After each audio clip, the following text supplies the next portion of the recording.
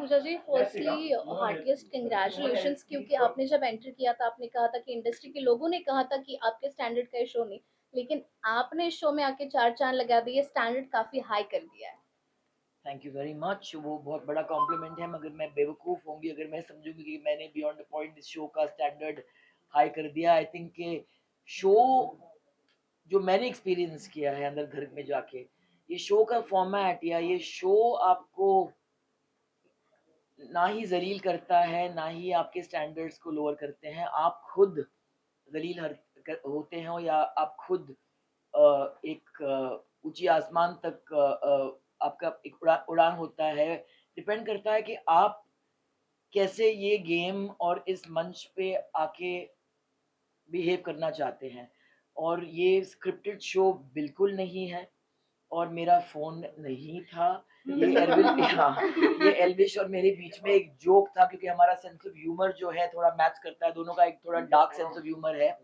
ये भी दूसरा जोक था कि सुबह-सुबह का जो मॉर्निंग सॉन्ग बजता था हर दिन, वो कहीं न कहीं मैं मेरे क्योंकि बाथरूम का ड्यूटी मेरा था ना 8 हफ्ते से, तो लोग मुझे बोलते थे, "यार तुम इतनी खुशी से वहाँ पे जाती क्यों हो 1 घंटे के लिए?" मैं बोलती, "यार मेरा वो एक तो मैं डीजे कंसोल है, मैं डिसाइड करती हूँ कि कौन सा गाना बजने वाला है सुबह सुबह। इसके लिए बेबिका को मैं फेवर करती हूँ कि बेबिका को लगता था कि सारे गाने जो है उसके लिए ही बज रहे हैं।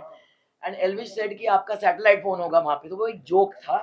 Please treat it as a joke, ऐसी कोई बात नहीं है। और I think thanks to Bigg Boss एक सोशल मीडिया डिटॉक्स, एक फ़ोन से दूरी, जो 90s में हमारे पास तो फ़ोन वैसे होते नहीं थे, और एक दूसरे के करीब बैठ के एक दूसरे को समझना।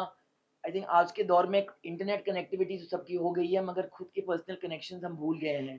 तो बिग बॉस आपको एक मौका देता है to come back in touch with each other and yourself. तो मेरे लिए एक बहुत ही कमाल की एक जर्नी रही है, क्योंकि इस मंच ने इस शो में मुझे एक मौका दिया कि खुद के दिल में एक जर्नी को करने के लिए, to journey into my own heart.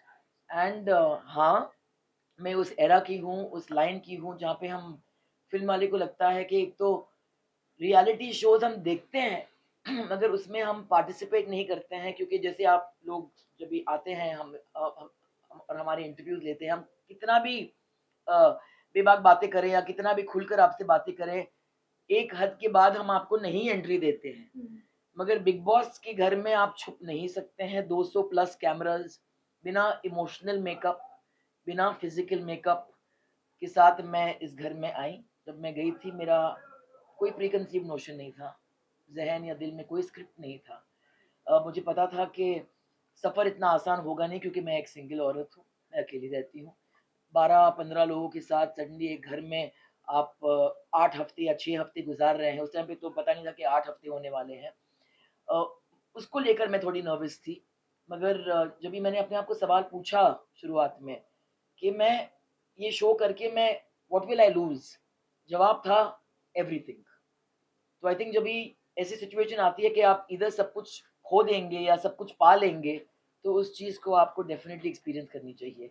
And I am very glad कि मैं अपने कंफर्ट जोन के बाहर आके मैंने शो किया, क्योंकि आई थिंक कि शायद इतना अटेंशन मुझे मिला नहीं है और मेरे नौजवान को कंटेस्टेंट्स के फैन बेस को मैंने कैनिबलाइज करके सडनली मैं रेलेवेंट हो गई हूँ। और मैंने ये भी प्रूव किया है कि एनर्जी लेवल्स को एज के साथ कुछ लेना देना नहीं है। ट्रू। मैम, एक और क्वेश्चन था कि what makes you break down when Abhishek says कि he is running the entire show and he deserve to be a winner? मैं सैड हो गई, क्योंकि आई थिंक कि मैंने बहुत सारे लोगों का एक अ, ऐसे एक सिचुएशन देखा है इस इंडस्ट्री में। हमारे पहले बहुत महान लोग आए हैं, और जब ये एक फीलिंग ऑफ कि अभी हम एक शॉट दे के दिखा देंगे कि हम कितने कमाल के एक्टर हैं, या हम ऐसी फिल्म को आपके सामने पेश करेंगे जो आपको डेफिनेटली पसंद आ जाएगी। ऑडियंस हमें अपनी जगह दिखा देती है।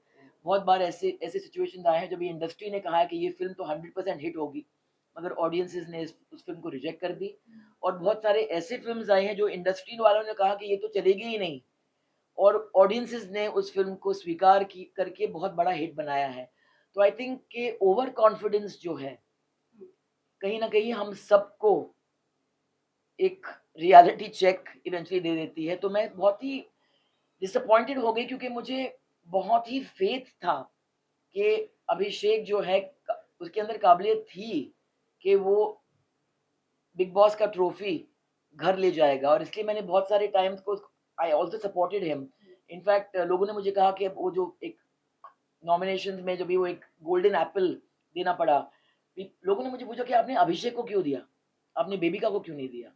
तो मेरे रीजंस दो थे। एक तो मैं नहीं चाहती थी कि लोग ये बोले बेबिका को कि आप पूजा भट्ट की वजह से ही आ गया है। हाँ, मैंने उसको सपोर्ट किया था दिल से, क्योंकि वो एक अंडरडॉग थी। वो एक यूजुअल सस्पेक्ट नहीं है, टिपिकल ना उसके लुक से ना उसके बर्ताव है। वो आई एक खाली झोली के साथ में, she did not have a fan base, और सबने मुझे कहा कि डोंट सपोर्ट हर, वो गलत कंटेस्टेंट है। तो मैंने कहा कि यार कोई मुझे बताता नहीं है कि किससे प्यार करें और किससे नफरत करें। आई विल सपोर्ट बेबिका, और बेबिका टॉप 5 में आ गई, that was my win as much as hers. और मैंने अभिषेक को हमेशा कहा कि यार तू जीतेगा, मगर उस ट्रॉफी के लायक बन, क्योंकि जो मैंने देखा है प्रीवियस कंटेस्टेंट्स को लेके, वो लोग नहीं जीते हैं जिन्होंने स्ट्रैटेजी या चालाकी या ऐसे टूल्स इस्तेमाल किए।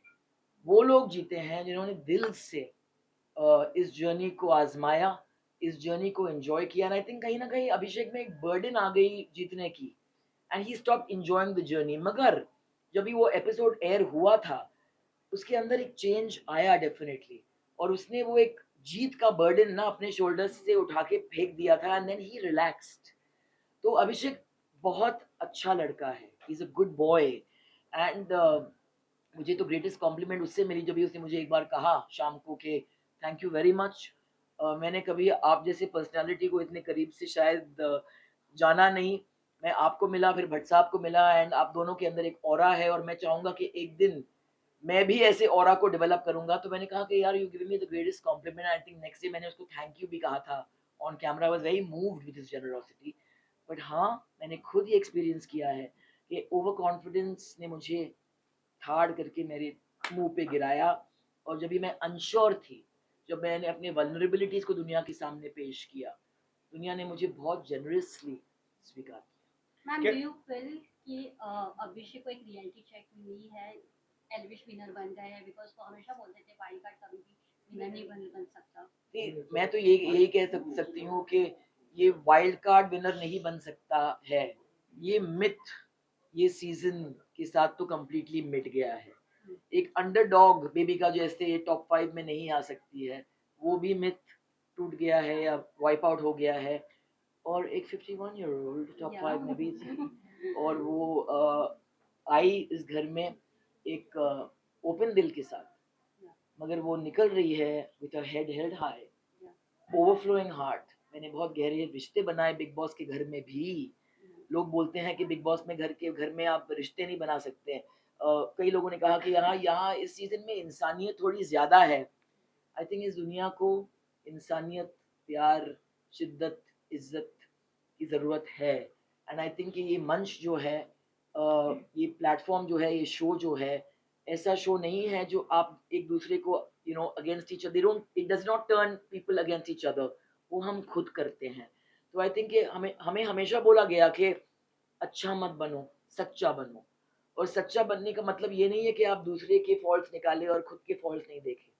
सच्चा मीन्स कि अपनी वल्नरेबिलिटीज, अपनी वीकनेसेस, अपनी गलतियां को आप स्वीकार करें, गिरें मगर उठें। एंड आई थिंक ये आई एम वेरी ग्रेटफुल बिकॉज एक बहुत ही एक्सिलरेटिंग और एक बहुत ही फुलफिलिंग और बहुत ही टफ एक जर्नी रहा है मेरे लिए। It's physically a very difficult journey, ये हर किसी के लिए है नहीं।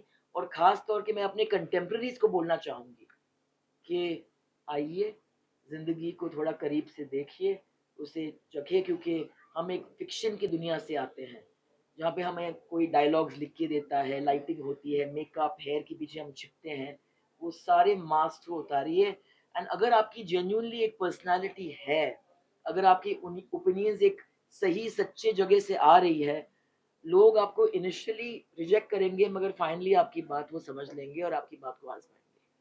मैम, आपको अगर बिग बॉस 17 ऑफर होता है तो क्या करोगे? अरे आप मेरे ज्ञान से थक नहीं गए हैं क्या? कि आप चाहते हैं कि मैं और भी आऊं? सलमान खान ने कहा ये सीजन पूजा भट्ट के नाम से जाना जाएगा, क्या कहना जी, चाहेंगे? आज मेरे लिए दो सबसे बड़े कॉम्प्लीमेंट्स ये थे कि जब मैं घर से निकली उसके पहले हम 4 कंटेस्टेंट्स को, अनफॉर्चुनेटली अभिषेक हमारे साथ फिजिकली प्रेजेंट नहीं था, वो अस्पताल में था।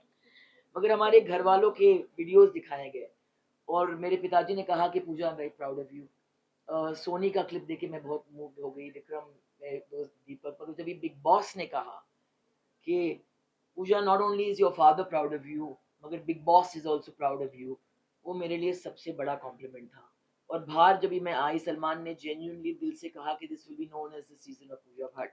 आई थिंक कि आई वन, ये Thank ट्रॉफी you. जिंदगी के लिए मेरे साथ है और मैंने 50 प्लस का फ्लैग बहुत ही हाई रखा है and I think that 50 is the new 20 30 40 whatever you want to call it and it's a great experience and I hope कि और लोग मेरे एरा से आएंगे, इस शो को एंजॉय करेंगे और I think let's just up the game in terms of integrity. Thank you. Thank